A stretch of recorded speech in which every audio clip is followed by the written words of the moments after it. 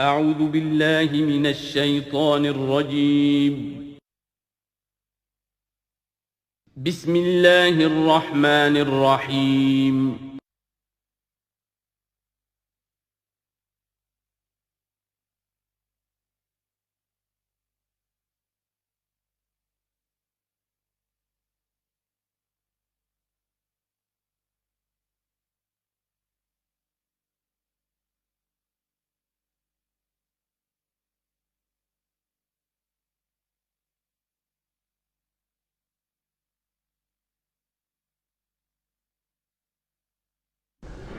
نحمده ونصلي على رسوله الكريم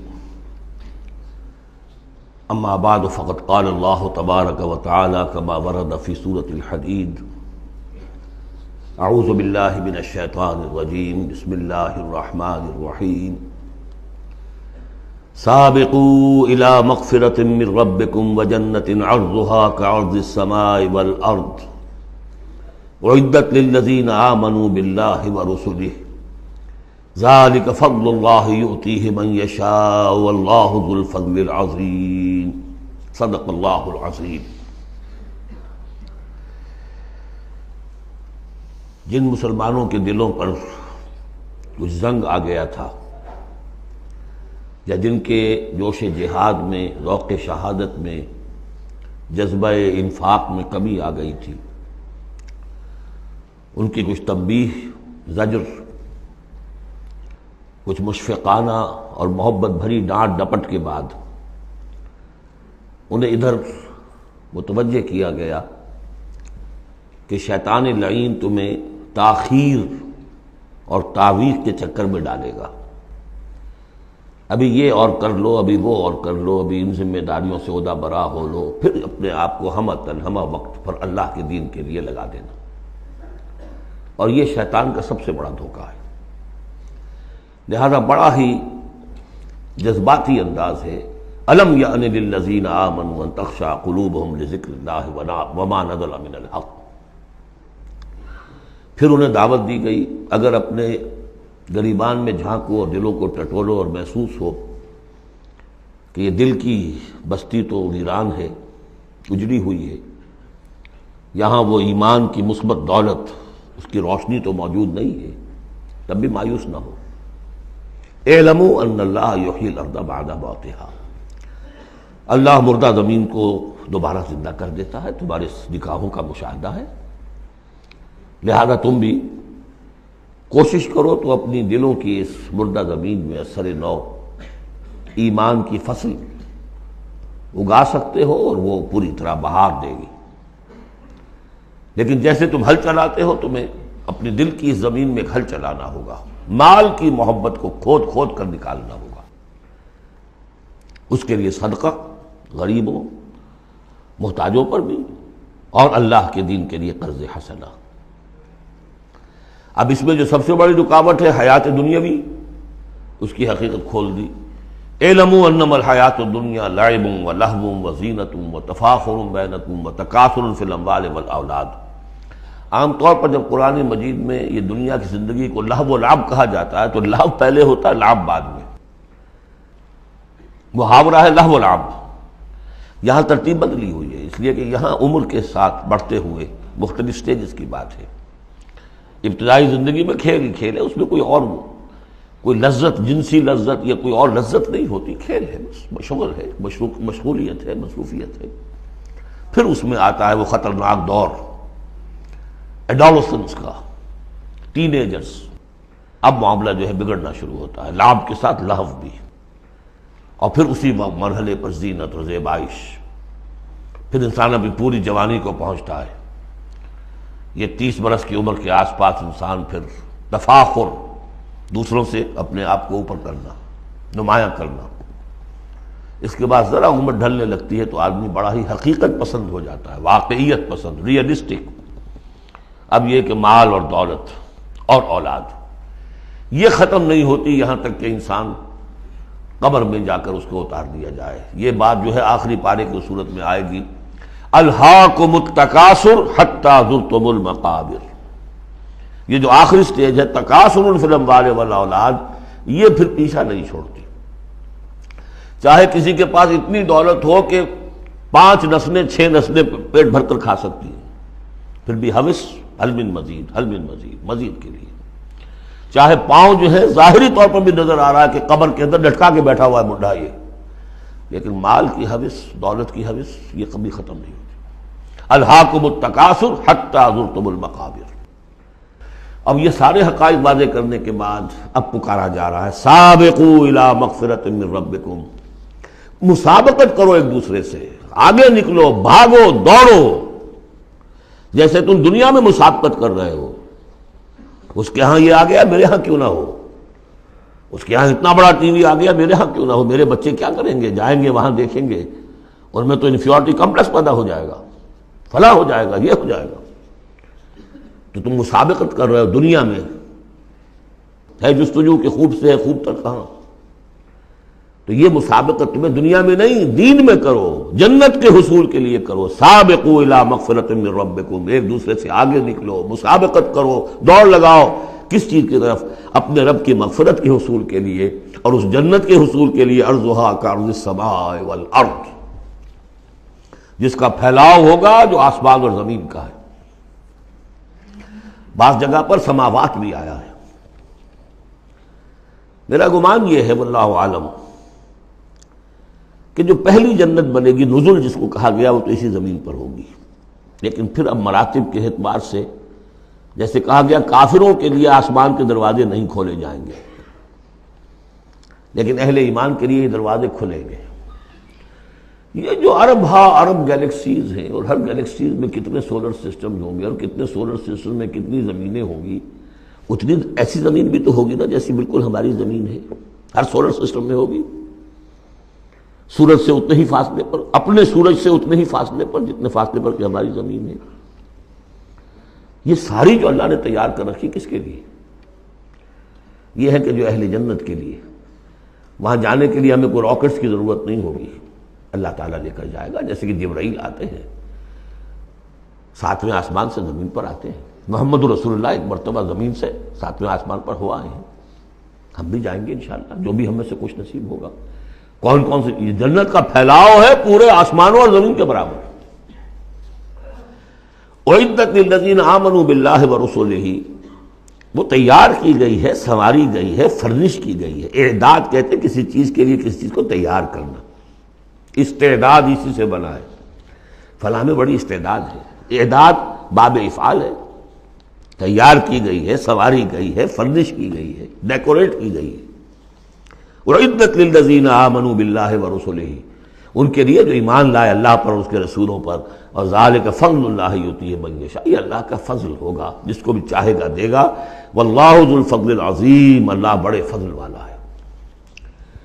اب ایک اور رکاوٹ جو ہوتی ہے اس راستے پر چلنے میں، راستہ یہ کیا ہے؟ اس کی ہدف آگے آ جائے گا، جہاد اور قتال اور انفاق کس کام کے لیے ہے، یہ اس سورہ مبارکہ کا کلائمیکس ہوگا جو آگے آئے گا۔ لیکن ایک اور رکاوٹ جو آتی ہے، یہ تکلیف آ جائے گی، یہ مصیبت آ جائے گی، یہ مسئلہ پیدا ہو جائے گا، یہ مشکل ہو جائے گی، یہ سارے خوف۔ وَلَنَبْلُوَنَّكُمْ بِشَيْءٍ مِّنَ الْخَوْفِ وَالْجُوعِ وَنَقْصٍ مِّنَ الْأَمْوَالِ وَالْأَنفُسِ وَالثَّمَرَاتِ لَتُبْلَوُنَّ فِي أَنفُسِكُمْ وَأَمْوَالِكُمْ وَلَتَسْمَعُنَّ مِنَ الَّذِينَ أُوتُوا الْكِتَابَ مِن قَبْلِكُمْ وَالَّذِينَ أَشْرَكُوا أَذًى كَثِيرًا، آزمایا تو جائے گا۔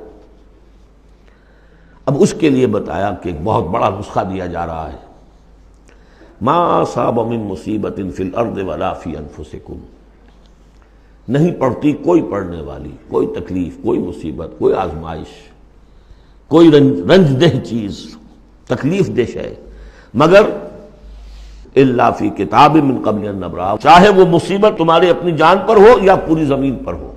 وہ بڑے پیمانے پر آیا، سیلاب آیا، زلزلہ آ گیا، ایک انسان کی اپنی ذاتی زندگی میں آیا، ایکسیڈنٹ کے اندر مجروح ہو گیا، کسی بیماری میں مبتلا ہو گیا۔ ما اصاب من مصیبت فی الارض ولا فی انفسکم الا فی کتاب من قبل ان نبرأ، وہ ایک کتاب میں درج ہے اس سے پہلے کہ ہم اسے ظاہر کریں۔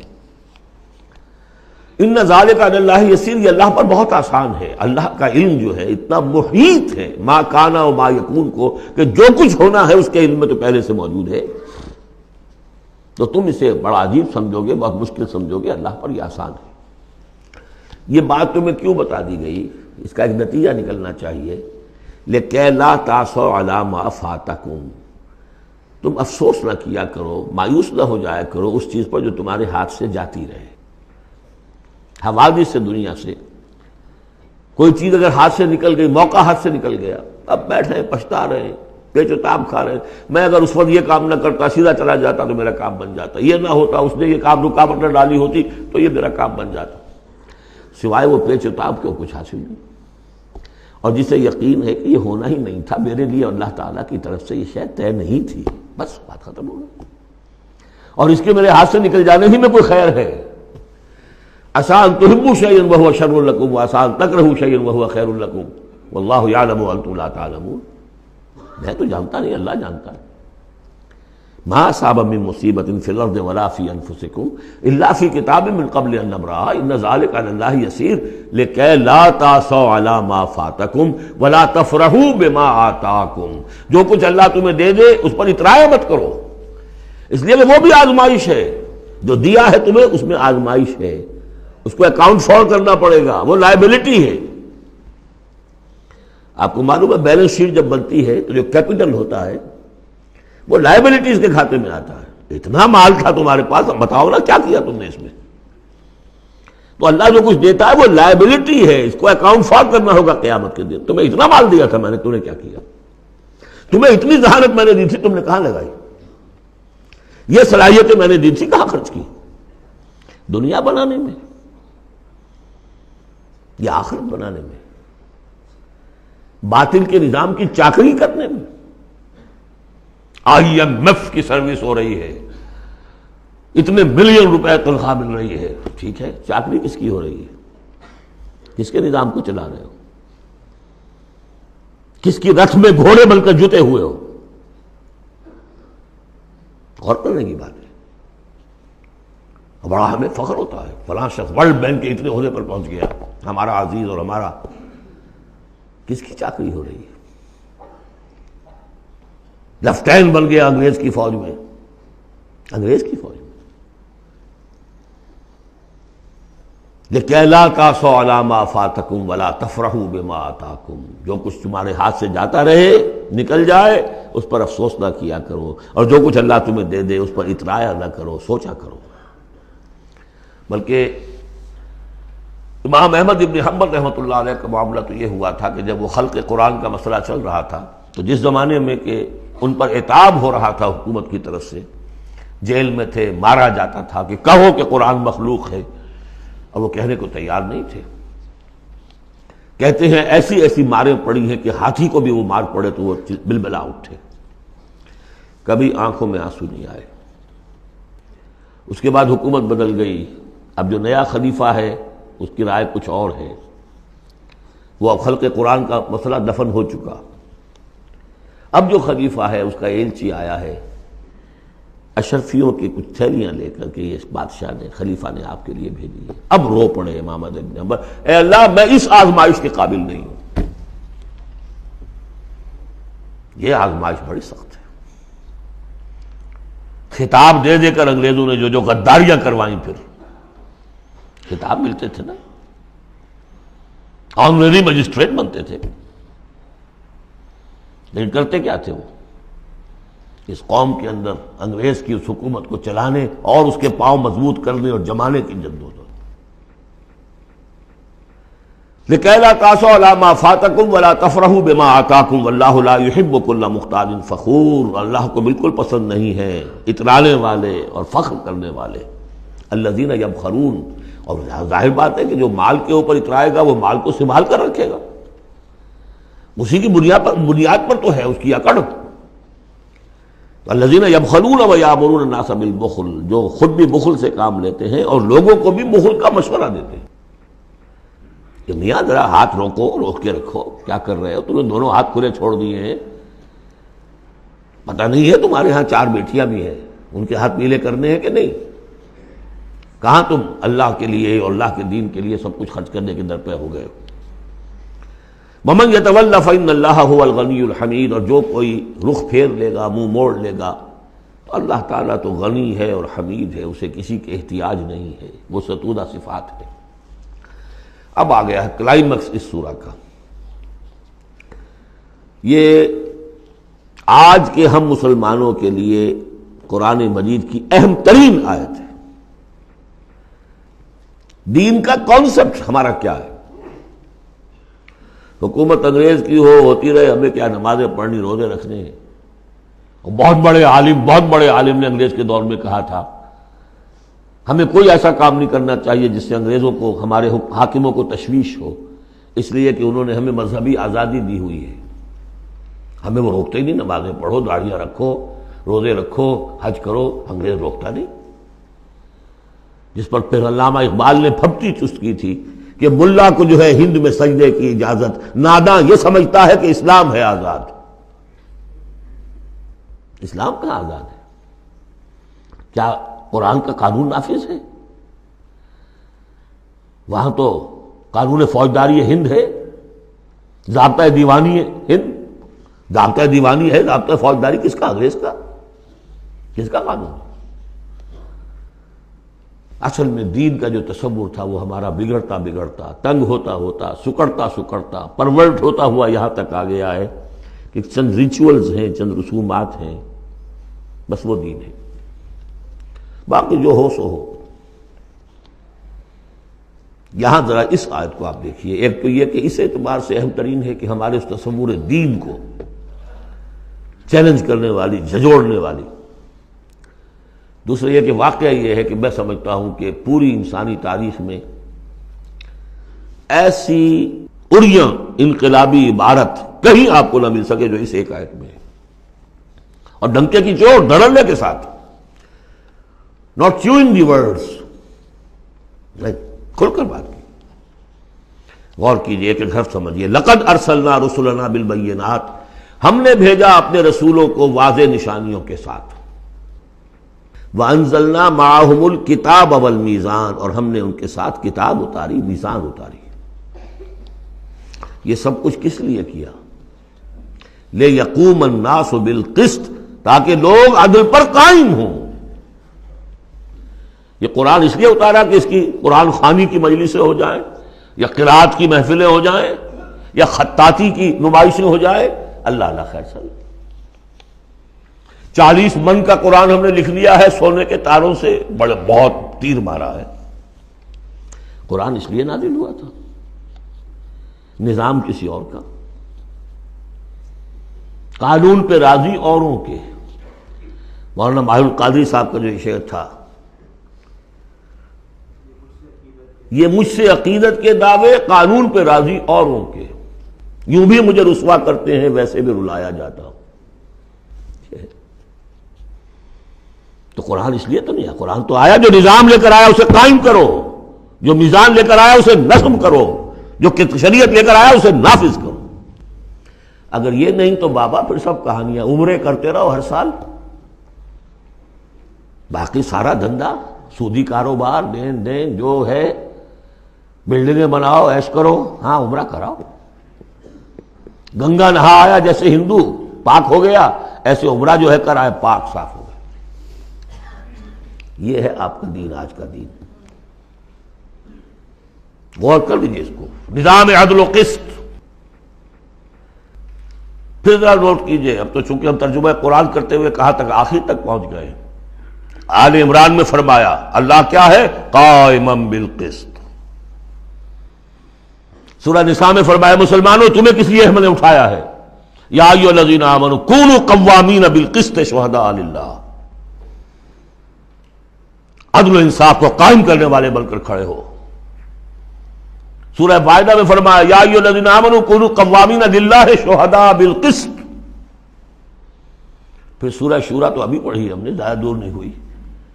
حضور سے کہا گیا کہ کہہ دو وَأُمِرْتُ لِأَعْدِلَ بَيْنَكُمْ، مجھے حکم ہوا ہے تمہارے مابین عدل قائم کروں، میں صرف واعظ کہنے نہیں آیا. اللہ الذی انزل الکتاب بالحق والمیزان، یہ بھی آیت سورہ شورى میں ہم پڑھ چکے ہیں. وہی کتاب اور میزان کا لفظ یہاں بھی آ گیا ہے. لقد ارسلنا رسلنا بالبینات وانزلنا معهم الکتاب والمیزان لیقوم الناس بالقسط. یہ عدل جو قرآن لے کر آیا، یہ نظام عدل ہے، عدل و قسط ہے، اسے نافذ کرو. پھر وہ ہم پڑھ چکے سورہ مائدہ میں، قُلْ يَا أَهْلَ الْكِتَابِ لَسْتُمْ عَلَىٰ شَيْءٍ حَتَّىٰ تُقِیمُوا التَّوْرَاةَ وَالْإِنجِیلَ وَمَا أُنزِلَ إِلَیْکُم مِّن رَّبِّکُم، کہہ دیجئے نبی ان سے، اے کتاب والو تمہاری کوئی حیثیت نہیں ہے جب تک کہ تم قائم نہیں کرتے تورات کو اور انجیل کو اور جو کچھ تمہارے اوپر نازل کیا گیا تمہارے رب کی طرف سے۔ یاد ہوگا کہ میں نے کہا تھا یہاں لفظ قرآن رکھ کر دیکھیے، قُلْ يَا أَهْلَ الْقُرْآنِ لَسْتُمْ عَلَىٰ شَيْءٍ حَتَّىٰ تُقِیمُوا الْقُرْآنَ وَمَا أُنزِلَ إِلَیْکُم مِّن رَّبِّکُم، اے قرآن والو تمہاری کوئی حیثیت نہیں ہے، You have no face to talk to us، ہم سے دعائیں مانگ رہے ہو، ہم تمہاری دعائیں تمہارے منہ پر دے کر مارتے ہیں۔ تم نے وہ قرآن نازل کیا یا اس کی تلاوت کی؟ تراویح میں سن لیا پورے رمضان میں ایک قرآن تو بڑا تیر مار دیا، کیا اس کا ایک حرف نہ سمجھاؤ؟ لقد ارسلنا رسلنا بالبینات وانزلنا معهم الکتاب والمیزان لیقوم الناس بالقسط، اور عدل کے راستے میں تو رکاوٹ ڈالیں گے وہ لوگ کہ جو ایکسپلائٹ کر رہے ہیں۔ جاگیردار کبھی چاہے گا کہ جاگیریں ختم ہو جائیں، وہ تو ٹیکس دینے کو تیار نہیں، آپ کہتے ہیں جاگیرداری ختم ہو جائے۔ ہاں کوئی ہو سکتا ہے ایسا بھی جاگیردار شریف النفس، کوئی سرمایہ دار ایسا ہو سکتا ہے شریف النفس، لیکن شاذ ہوگا وہ، کوئی ہوگا، اکثر و بیشتر تو نہیں ہوں گے۔ ابو بکر بھی ایمان لے آئے تھے، اونچے طبقے سے تھے، عثمان بھی ایمان لے آئے تھے، اونچے طبقے سے تھے، اکثر و بیشتر تو نہیں۔ اکثر و بیشتر تو ریزنٹ کریں گے، ریزسٹ کریں گے، سٹیٹس کو چاہیں گے، وہ چاہیں گے نظام کے اندر کوئی تبدیلی نہ آئے۔ ہمارے اس کے ساتھ مفادات وابستہ ہیں، ہمارے انٹرسٹ ہیں، ویسٹڈ انٹرسٹ، ہمیں ان سے پریویلیجز ملی ہوئی ہیں اس نظام سے، نظام بدلے گا تو ہم گئے۔ ایسے لوگوں کی سرکوبی کے لیے ہم نے لوہا بھی اتارا ہے۔ وَأَنزَلْنَا الْحَدِيدَ فِيهِ بَأْسٌ شَدِيدٌ، ہم نے لوہا بھی اتارا ہے۔ یہی ایک ہی آیت چل رہی ہے، دوسری آیت نہیں ہے یہ۔ اس لیے میں نے کہا تھا کہ اڑیاں ترین یہ عبارت ہے کہ انقلاب کے لیے کچھ سر کچلنے پڑتے ہیں، ورنہ نہیں انقلابات، اور اس میں کوئی ریگریٹس نہیں ہے، اس میں کوئی معذرت نہیں ہے۔ جب یہ لوگ کہتے ہیں کہ وار فار پیس، اگر یہ کہتے ہیں کہ دنیا میں ہیومن رائٹس کے لیے ہم حملہ کر رہے ہیں، کیا مطلب ہے؟ تمہارا اپنا ایک تصور ہے، عدل انسانی کا ایک تصور ہے، اس کے لیے تم طاقت بھی استعمال کر رہے ہو، لوگوں کا گھیراؤ کر رہے ہو، انہیں آئسولیٹ کر رہے ہو، سینکشنز لگا رہے ہو، کیوں؟ کہ تمہاری مرضی کے مطابق نظام انہوں نے کیوں نہیں بنایا؟ تو اہل ایمان کو اللہ نے ایک نظام دیا ہے، وہ اللہ کا دیا ہوا نظام ہے، عدل و قسط پر مبنی ہے۔ اس نظام کو قائم کرنے کے لیے وہ اگر طاقت بھی ہوگا تو استعمال کریں گے۔ ہاں طاقت نہیں ہے تو ٹھیک ہے، پڑے ہوئے ہیں، اس میں یہ کہ طاقت فراہم کرو، دعوت دو، لوگ جمع ہوں، اس کے لیے تن من دھن لگانے کا عہد کریں، ان کی تربیت ہو۔ محمد رسول اللہ کیا کر رہے تھے مکے میں 12 برس تک؟ وہ آپ نے طاقت تیار کی، وہ طاقت جو ہے پھر کوڑا بن گیا جب تو کوڑا دے کر مارا ہے باطل کے اوپر۔ بل نقذف بالحق علی الباطل فیدمغہ، ہم باطل کے اوپر حق کو مارتے ہیں جو اس کا بھیجا نکال دیتا ہے۔ فاذا ہوا زاہق، یہی ہوا۔ لیکن اس دوران میں، اس پروسیس میں اہل ایمان کو جانیں دینی پڑیں گی، تکلیفیں جھیلنی ہوں گی، گھر بار چھوڑنے ہوں گے، جان و مال کے نقصانات برداشت کرنے ہوں گے۔ یہ ہے انقلابی عمل۔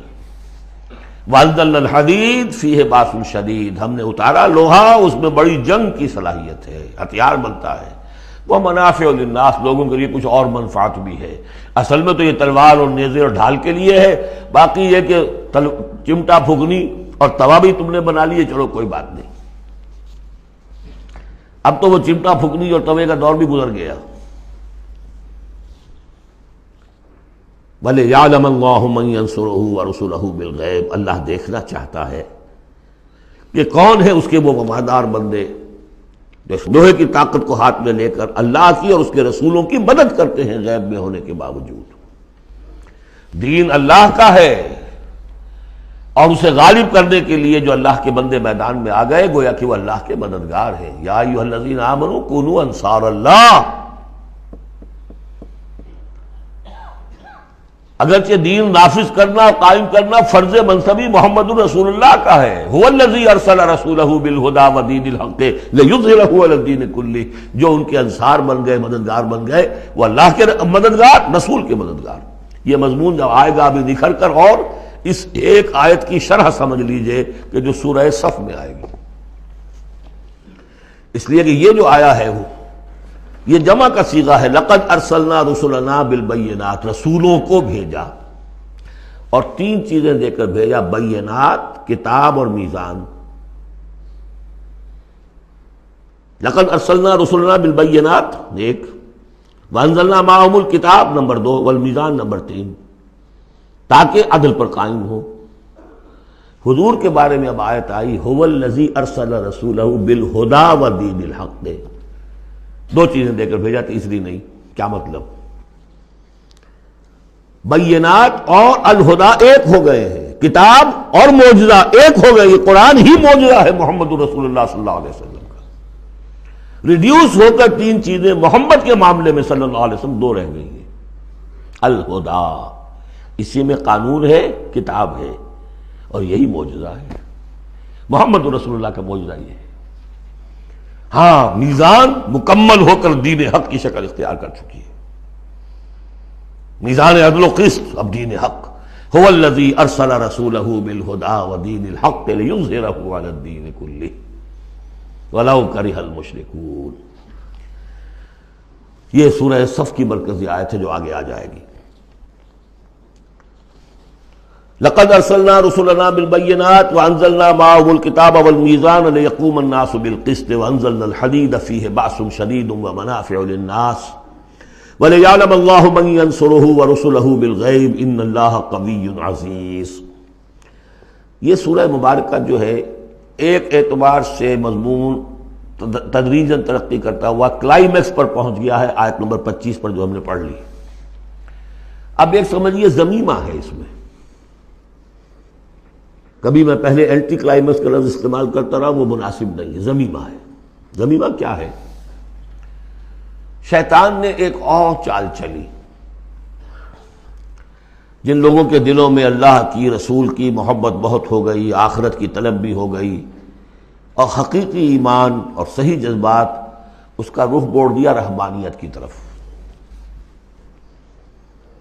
جاؤ خوب نفلیں پڑھو، خوب تپسیاں کرو، خوب عبادتیں کرو، دنیا کو چھوڑو، تاکہ دنیا میں ننگا ناچ ناچوں، اور جو اللہ کے ماننے والے ہیں وہ جا کر گپھاؤں میں اور پہاڑوں کی چوٹیوں پر اور غاروں میں جا کر تپسیاں کریں۔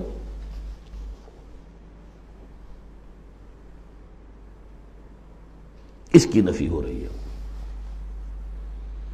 یہ راستہ نہیں ہے دین کا، اور یہ خاص طور پر ویسے یہ کہ ہندوستان میں کیوں آیا یہ مسئلہ اور کسی اور جگہ کیوں آیا، لیکن یہ کہ موناسٹسزم جو ہے، یہ خانقاہی نظام جو ہے، کرسچینٹی میں ٹاپ پر پہنچا ہے، اس میں کوئی شک نہیں۔ ہسٹری آف کرسچین موناسٹسزم، یہ پوری کتابیں ذخیر لکھی ہوئی، اس کی ایک مثال دے رہے ہیں کہ یہ ایک غلطی ہوئی ہے۔ مسلمان میں ایمان باللہ، ایمان بالآخرہ پیدا ہو تو وہ دنیا کی مجدھار میں رہ کر نظام کو صحیح کرے، نظام کو ٹھیک کرتے ہوئے بھوک بھی آئے گی برداشت کرے، مجرد روزے رکھ کے جو کچھ کرنا ہے تمہیں، وہ تم جہاد میں بھوک جھیلو، وہ پروڈکٹیو ہوگی، اس سے باطل اور ناانصافی کا خاتمہ ہوگا، اور تم کہیں خانقاہوں کے اندر روزے رکھ رہے ہوگے، اس سے دنیا کو کوئی فائدہ نہیں ہوگا۔ یہ زمین و آسمان کا فرق ہے، موناسٹسزم۔ یہی وجہ ہے کہ اسلام میں بھی جب بادشاہت آ گئی، ملوکیت کا جب آ گیا تو راستہ بڑھ گیا، باقی اب جاؤ چلے کھینچو، خانقاہیں آباد کرو، راج کرے گا خالصہ۔ لیکن یہ حکومت کے معاملات جو ہیں ان کے بارے میں بات نہ کرنا، یہ ہے وہ راستہ، ٹیڑھا راستہ جو معروف، جو ہم جانتے ہیں، جن کو رسولوں کا معاملہ تو ان میں حضرت عیسیٰ کے پیروکاروں کے اندر یہ غلطی پیدا ہوئی.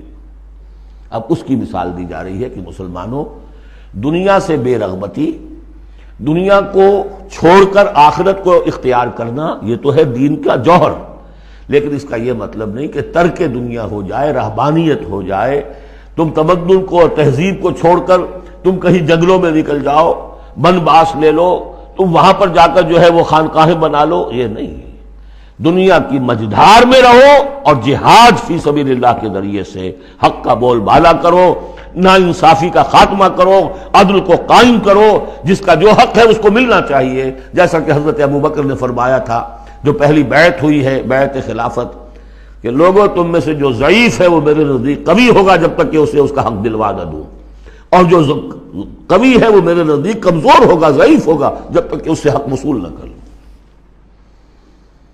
یہی بات کہی تھی حضرت سعد بن ابی وقاص نے رضی اللہ تعالی عنہ ایرانیوں سے، جب انہوں نے کہا آپ لوگ کیوں ہم پر چڑھائے؟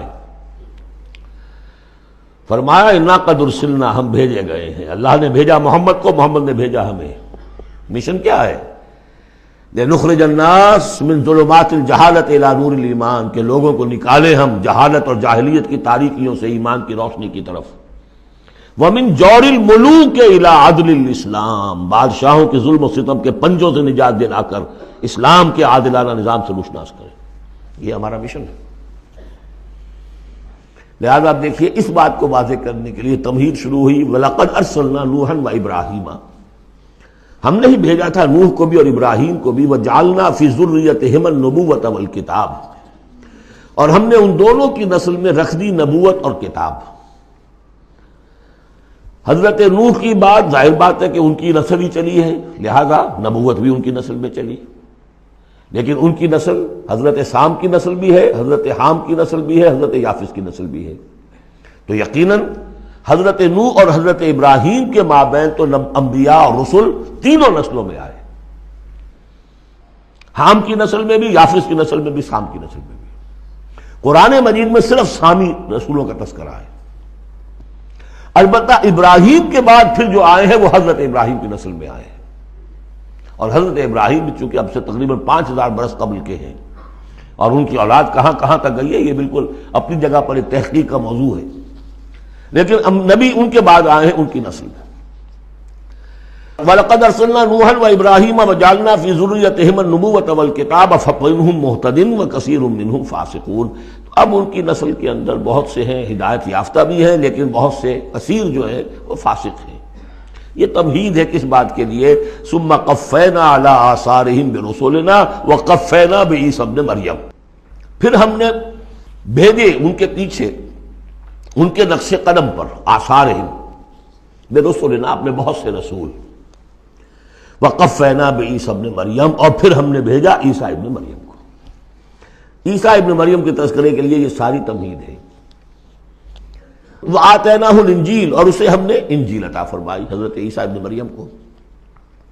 وجعلنا فی قلوب الذین اتبعوہ رأفۃ ورحمہ، اور ہم نے رکھ دیا، پیدا کر دیا ان لوگوں کے دل میں جنہوں نے اس کی پیروی کی بڑی نرمی اور رحمت. رافت اور رحمت، رافت کہتے ہیں اس کو کہ کسی کو تکلیف میں دیکھ کر آپ تڑپ اٹھیں، یہ رافت ہے.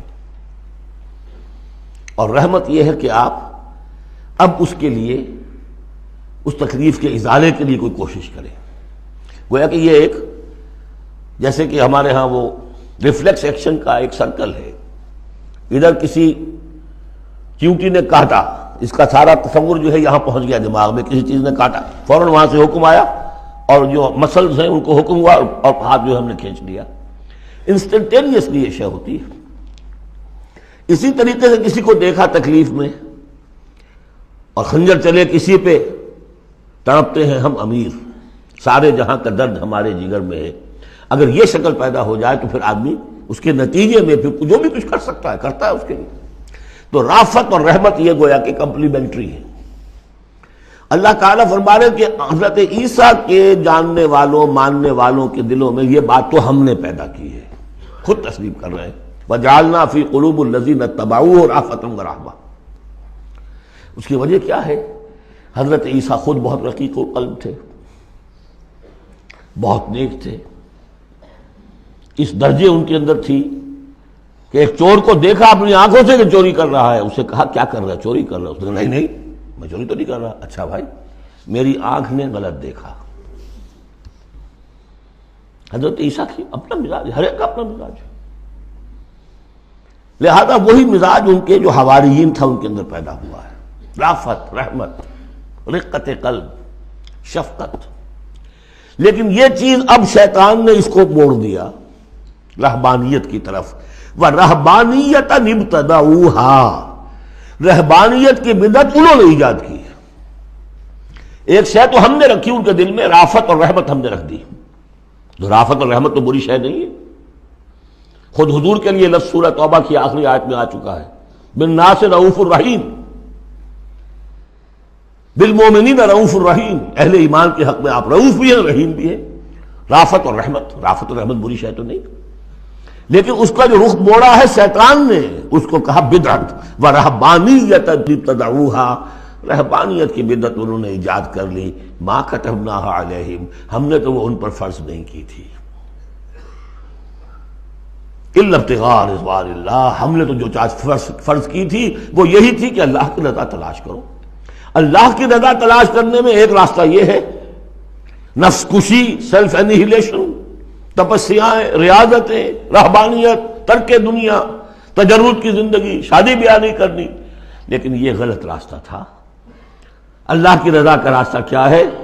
وَابْتَغُوا إِلَيْهِ السَّبِيلَ وَجَاهِدُوا فِي سَبِيلِ اللَّهِ بِأَمْوَالِكُمْ وَأَنفُسِكُمْ، یہ راستہ ہے جو اللہ چاہتا ہے، باطل کو ملیا بیٹ کرنے کے لیے، حق کو غالب کرنے کے لیے، ظلم کے خاتمے کے لیے، عدل و قسط کو قائم کرنے کے لیے۔ سختیاں جھیلو، تکلیفیں برداشت کرو، بھوک برداشت کرو، فاقے برداشت کرو، جان و مال کا نقصان برداشت کرو۔ یہ ہے کہ جو اللہ کی رضا جوئی کا راستہ ہے جو اللہ نے سکھایا ہے۔ ہاں شیطان نے موڑ دیا کہ ان کی نیکی اب تمدن سے مڑ کر ادھر چلی جائے، تاکہ یہاں تمدن کا میدان میرے لیے، ننگا ناچ میں ناچوں، مجھے کچھ پوچھنے والا نہ ہو۔ فَمَا رَعَوْهَا حَقَّ رِعَایَتِهَا، پھر ایک اور دوہرا جو ان کے اوپر چارج شیٹ ایک اور ہے، پھر وہ رعایت بھی نہیں کر سکے اس کی جیسی کہ رعایت کرنی چاہیے تھی۔ ایک دفعہ آدمی طے کر لے میں ساری عمر شادی نہیں کروں گا، مجرد رہوں گا، یہ تو آسان ہے، اس کو نبھانا تو آسان نہیں ہے۔ اللہ نے انسان میں جنسی جذبہ رکھا ہوا ہے، نتیجہ کیا نکلا؟ وہ تو جو کتابیں میں نے بتایا ہے کہ یہ موٹی موٹی ضخیم کتابیں جو ہے ہسٹری آف کرسچین موناسٹسزم پر، ان میں پڑھ لیجیے اب کیا ہوتا تھا۔ کہنے کو راہب ہے اور راہبائیں ہیں، اور زنا ہو رہا ہے، حرامی بچوں کی پیدائش ہو رہی ہے، اور ان کے تہخانوں کے اندر قبریں بن رہی ہیں۔ وہ تہخانے جو ہوتے تھے راہب خانوں کے، وہ حرامی بچوں کے قبرستان ہوتے تھے۔ آخر فطرت کا راستہ ہے، دریا کے آگے آپ بند باندھیں گے کیا کریں گے؟ کوئی راستہ اس کا ایک اور بنائیے تو پھر وہ بند باندھ سکتے ہیں نا، چلتے دریا میں کیسے بنا دیں گے؟ وہ اسلام نے راستہ دیا ہے، حلال راستہ ہے، جائز راستہ ہے، شادی کرو، اپنے جنسی جذبے کی تسکین کا سیدھا سامان جو ہے وہ تمہارے لیے موجود ہے۔ جہاں وہاں قدغن آ جائے گی، حرام خوری ہوگی، پانی کے آگے بہاؤ کرے تو پانی کہیں نہ کہیں سے راستہ نکال لے گا، یہی ہوا۔ اور کون بچا ہوا؟ تو شاذ کوئی ہوگا، اس لیے کہ خود وہ کہتے ہیں، انہی کا ایک آدمی ہے، شاہدہ شاہد من اہلہا، جب فرائیڈ جو ہے انہی کا آدمی وہ کہتا ہے کہ یہ سب سے زیادہ پوٹنٹ ہے موٹیو انسان کا، the most potent motive in human beings is sex. حالانکہ غلط ہے یہ، مغربی حکماء کے میں سے کسی کی نظر کہیں جم گئی، کسی کا کہیں جم گئی۔ مارکس کو پیٹ نظر آیا، معاشی جذبہ جو ہے انسان کا، اس کو سیکس نظر آیا، ایڈلر کو دی ارج ٹو ڈومینیٹ، تفوق، حب تفوق۔ یہ ساری چیزیں اپنی جگہ پر پارشل ٹروتھس ہیں، سب ٹھیک ہے، لیکن بہرحال جو اتنا بڑا جذبہ ہے اس کے آگے آپ ایک غیر فطری اگر بند باندھیں گے تو اس کا نقصان کیا ہوگا؟ فما رعوها حق رعایتها، تو پھر وہ رعایت بھی نہ کر سکے، اس کی حفاظت نہ کر سکے، اس کا حق ادا نہ کر سکے، اس کو نبھا نہ سکے جیسا کہ نبھانے کا حق تھا۔ فآتینا الذین آمنوا منہم اجرہم، تو ان میں سے جو لوگ ایمان لے آئے، یعنی یہ کہ جو بھی مسلمان ہو گئے، یہ بھی مانی ہے، یا اپنے اپنے زمانے میں حضور صلی اللہ علیہ وسلم سے کی بعثت سے پہلے جو لوگ بھی تھے صاحب ایمان، ان میں ان کے لیے ان کا اجر ہے، وَكَثِيرٌ مِّنْهُمْ فَاسِقُونَ، لیکن ان کی بھی اب اکثریت جو ہے فاسقوں پر مشتمل ہے۔ یا ایھا الذین آمنوا اتقوا اللہ وآمنوا برسولہ، اس کے دو مفہوم ہیں، ایک تو یا ایھا الذین آمنوا اہل ایمان، مسلمانوں سے خطاب ہے، اہل ایمان اللہ کا تقوی اختیار کرو اور اللہ کے رسول پر ایمان کو پختہ کرو۔ لقد کان لکم فی رسول اللہ اسوۃ حسنہ، ان کی زندگی میں دیکھو کیا توازن تھا، انہوں نے ترک دنیا تو نہیں کی، شادیاں کی، بھرپور زندگی گزاری ہے، ان کی اولاد بھی تھی، کتنی بیویاں تھیں، ہاں اس کے باوجود پوری زندگی لگی ہے دین کے غلبے کی جد و جہد میں۔ یہ اسوہ ہے، یہ آئیڈیل ہے تمہارے لیے، یہ نمونہ ہے، ان کی پیروی کرو۔ لقد کان لکم فی رسول اللہ اسوۃ حسنہ۔ اور اس اسوے میں واقعہ یہ ہے کہ یہ بھی دیکھنے کی ضرورت ہے، ایک تو یہ کہ آپ حضور کی زندگی میں گنتے چلے جائیں، یہ چیز بھی تھی، یہ چیز بھی تھی، یہ چیز بھی تھی، یہ چیز بھی تھی، یہ چیز گن لی آپ نے، فہرست بنا لی، آپ نے وہ ساری چیزیں جو ہے اپنے اندر پیدا کرنے کی کوشش کی، فیصلہ کر لیا کریں گے۔ لیکن اگر یہ حماقت آپ نے کر دی کہ دیکھا نہیں کہ ان مختلف چیزوں کے مابین ریشیو پروپورشن کتنا تھا، اصل شہر ریشیو پروپورشن، ایک چیز کتنی تھی، دوسری کتنی تھی، تیسری کتنی تھی، اگر ریشیو پروپورشن ڈسٹرب ہو جائے گا تو اس وقت تو ختم ہو جائے گا۔ جیسے نسخے کے اندر 4 دوائیں ہیں، ایک تولہ بھر ہے، ایک ماشا بھر ہے، ایک فرض کیجیے چھٹانگ بھر ہے، اور آپ نے وہ چھٹانگ والے کو تولہ کر دیا، تولے کو چھٹانگ کر دیا، تو نسخہ شفا کے بجائے نسخہ ہلاکت بن جائے گا۔ تو محض یہ ثابت کر دینا، یہ ثابت ہے، فلاں حدیث سے ثابت ہے، یہ ایک بات ہے، صحیح ہے، لیکن یہ دیکھیے کہ حضور کا مجموعی جو طرز عمل ہے، آپ کا جو رویہ ہے، زندگی جو آپ نے گزاری ہے، اس میں ٹائم ایلوکیشن کیا تھا، اس میں ریسورسز کی ایلوکیشن کدھر تھی، اس میں اب پرائرٹیز کس کو تھی، کیا چیز جو تھی وہ پرائمری تھی، کیا سیکنڈری تھی، اگر یہ چیزیں بھی ملحوظ نہ رکھی گئیں تو اسوہ نہیں رہے گا، وہ کچھ اور بن جائے گا۔ لہذا یہاں زور جو ہے وہ آمنوا برسولہ، اور ایک بات یہ ہے کہ یہاں پر اہل کتاب کو بھی خطاب کیا جا رہا ہے کہ ان میں سے بھی جن لوگوں کے دلوں کے اندر ابھی کوئی رمق تھی ایمان کی، سابقہ ایمان کی، ان کو پکار کر کہا جا رہا ہے یا ایھا الذین آمنوا اتقوا اللہ وآمنوا برسولہ، اللہ کو تو تم مانتے ہو پہلے سے، اس کا تقوی اختیار کرو، اب تمہارے لیے بڑا امتحان یہ کہ اس رسول پر بھی ایمان لاؤ، اور اگر تم اس رسول پر بھی ایمان لاؤ گے یؤتکم کفلین من رحمتہ، تمہیں دوہرا دے گا اپنی رحمت میں سے حصہ۔ اہل کتاب جو ایمان لائے حضور پر، ان کے لیے دوہرا اجر، ہم پڑھ چکے ہیں پہلے، یہ سورہ قصص میں آ چکا ہے۔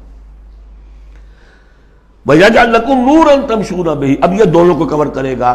اگر تم نے رسول پر ایمان پختہ رکھا، اسی لیے جو میں زور دیتا ہوں کہ منہج انقلاب نبوی تلاش کیجئے آپ، حضور نے کیسے انقلاب برپا کیا، محض اقامت دین کی جد و جہد کے لیے تن من دھن لگا دینا، یہ پہلا قدم ہے۔ اللہ مجھے اور آپ کو توفیق دے کہ ہم اس کا فیصلہ کریں، پھر مرحلہ آئے گا کس طریقے پر کریں۔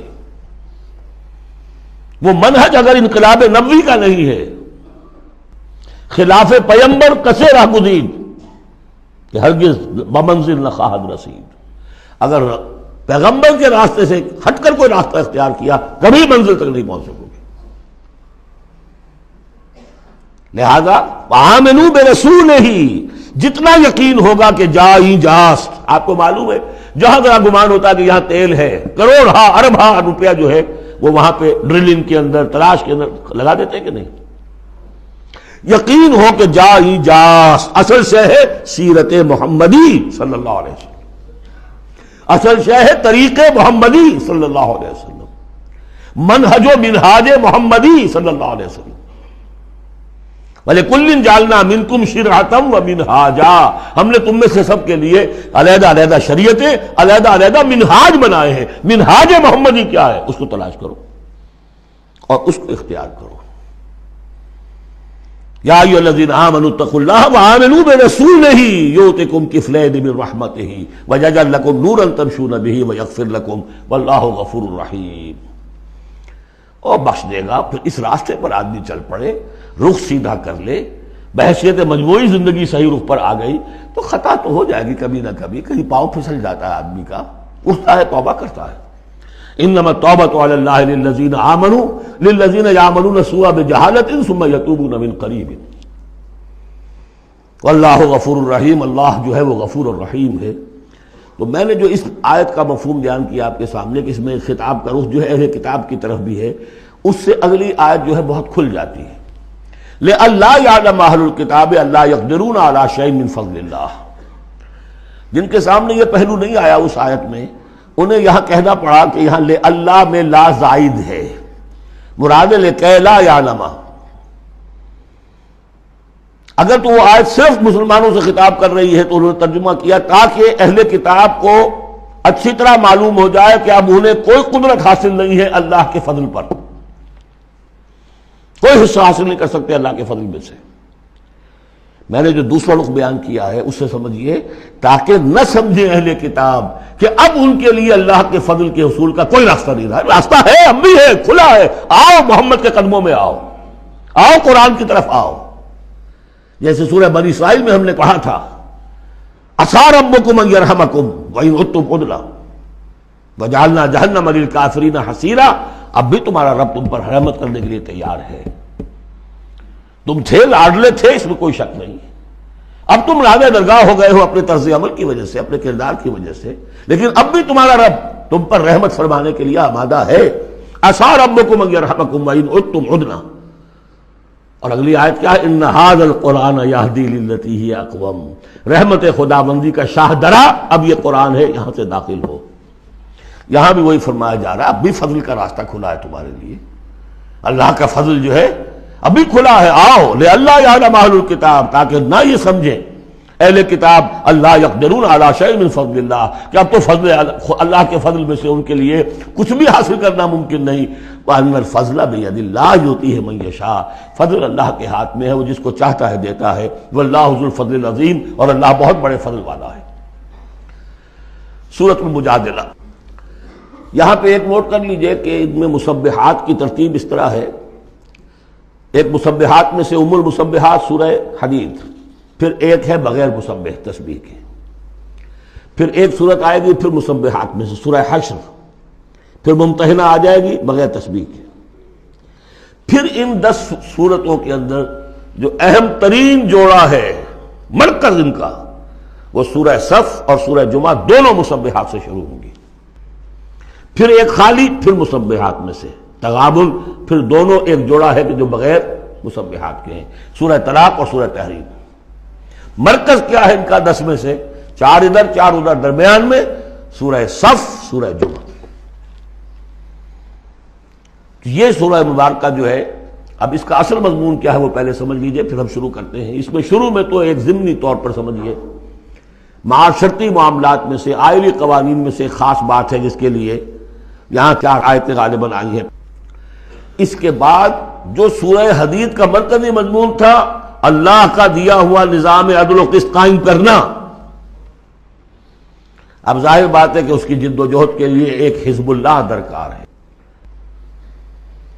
ایک آدمی تو یہ کام نہیں کر سکتا، ایک آدمی کر سکتا تو حضرت موسیٰ علیہ السلام پر وہ حسرت کیوں طاری ہوتی ہے جب پوری قوم نے جواب دے دیا تھا فَاذْهَبْ أَنْتَ وَرَبُّكَ فَقَاتِلَا إِنَّا هَاهُنَا قَاعِدُونَ۔ ایک نہیں 4 تھے، وہ حضرت موسیٰ بھی تھے، حضرت ہارون بھی تھے۔ رب انی لا املک الا نفسی واخی فافرق بیننا وبین القوم الفاسقین، یاد ہے یا نہیں؟ پھر 2 اور تھے، پھر ان کے یوشع ابن نون بھی تھے اور کالب بن یفنہ بھی تھے، 4 تھے، لیکن 4 سے تو نہیں ہوتا، جماعت چاہیے نظام کو بدلنے کے لیے، باطل کو کہ جڑ کو اکھیڑنے کے لیے۔ وہ جماعت جو ہے حزب اللہ کہلاتی ہے، لیکن ظاہر بات ہے شیطان بھی بیٹھا نہیں رہے گا، it is not going to take it lying down۔ ٹھیک ہے، آپ کو واک اوور دے دے گا، جائیے جی آپ چلا اپنا دین حق قائم کر لیجیے، شیطان اور شیطان کا لاؤ لشکر، اس کے چیلے چانٹے، اس کے ایجنٹ، وہ ہے حزب الشیطان۔ اس سورہ مبارکہ میں اب حزب اللہ اور حزب الشیطان کا تقابل آئے گا، اور حزب اللہ کے کارکنوں کو کچھ ہدایات دی جا رہی ہیں کہ یہ شیطان تمہارے اندر بھی رکھنے پیدا کرنا چاہتا ہے، کس طریقے سے اس کو روکو۔ جیسے سورہ حجرات میں ہم نے دیکھا، تمسخر ایک دوسرے کا نہ کرو، ایک دوسرے کی غیبت نہ کرو، سوء ظن سے کام نہ لو، وہ یاد ہے، کسی کے نام چڑھانے والے نہ رکھ لو، وہ ساری ہدایات۔ کسی افواہ کے اوپر فوراً اقدام نہ کر لو، اگر کوئی فاسق کوئی خبر لے کر آئے تحقیق کرو پھر کوئی اقدام کرو۔ یہ ساری ہدایت کس لیے؟ آج دو مسلمان لڑ پڑے تو صلح کراؤ، تاکہ وہ حزب اللہ مضبوط رہے، مستحکم رہے۔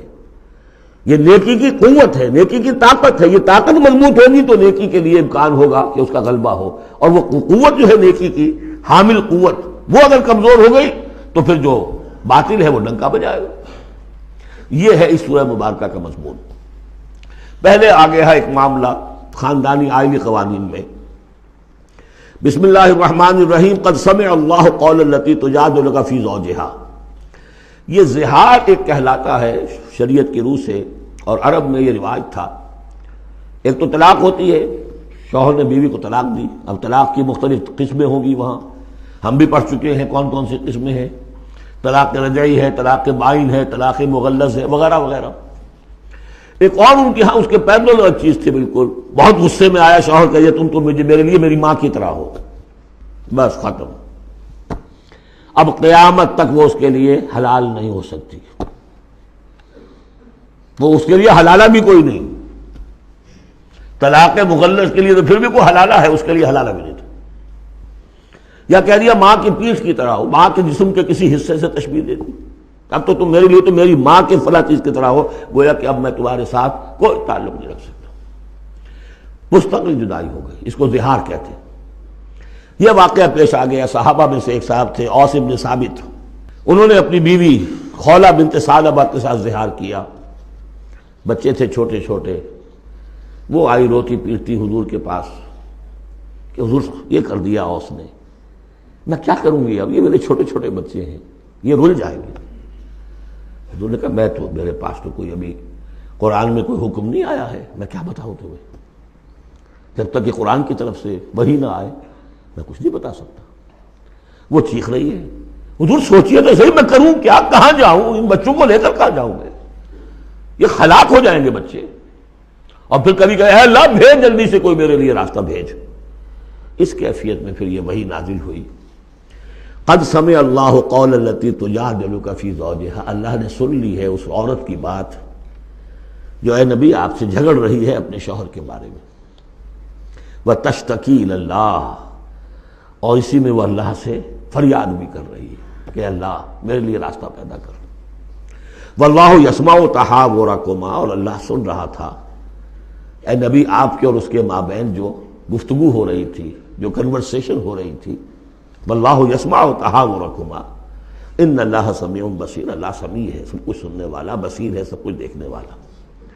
لہذا اب اس خولہ بنت ثعلبہ کی اس فریاد پر اللہ تعالیٰ کی طرف سے جو رحمت کا دریا جوش میں آیا، مستقل قانون کی حیثیت سے قانون شریعت میں یہ چیز شامل کر دی گئی۔ الذین یظاہرون منکم من نسائہم، اے مسلمانوں تم میں سے جو لوگ اپنی بیویوں کو اپنی ماں کہہ بیٹھے، ماں ہن امہاتہم، وہ ان کی مائیں تو نہیں بن جاتی کہہ دینے سے، جیسے کسی کو بیٹا کہنے سے بیٹا تو نہیں بن جائے گا، وہ منہ بولے بیٹے کی کوئی حیثیت نہیں، اسی طرح یہ ماں کہہ دینا اس سے کوئی معنی نہیں۔ ان امہاتہم الا اللہ ولدنہم، ان کی مائیں تو وہی ہیں جنہوں نے انہیں جنا ہے۔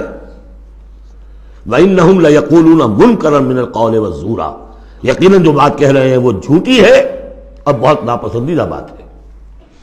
وَإِنَّ اللَّهَ لَعَفُوٌّ غَفُورٌ، اللہ تعالیٰ عفو ہے، معاف فرمانے والا ہے اور غفور ہے، بخشنے والا ہے۔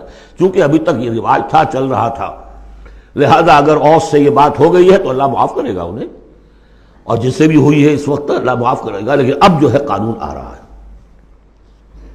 وَالَّذِينَ يُظَاهِرُونَ مِن نِّسَائِهِمْ ثُمَّ يَعُودُونَ لِمَا قَالُوا، وہ لوگ کہ جو اپنی بیویوں کو اپنی ماں سے یا اپنی ماں کے جسم کے کسی حصے سے تشبیہ دے بیٹھے اور پھر وہ لوٹنا چاہیں، اعادہ کرنا چاہیں لما قالوا، جس بات کو انہوں نے کہا تھا اس سے واپس آنا چاہیں، فَتَحْرِيرُ رَقَبَةٍ مِّن قَبْلِ أَن يَتَمَاسَّا، تو ایک غلام کو آزاد کرنا ہوگا اس سے پہلے کہ وہ آپس میں ایک دوسرے کو مس کریں.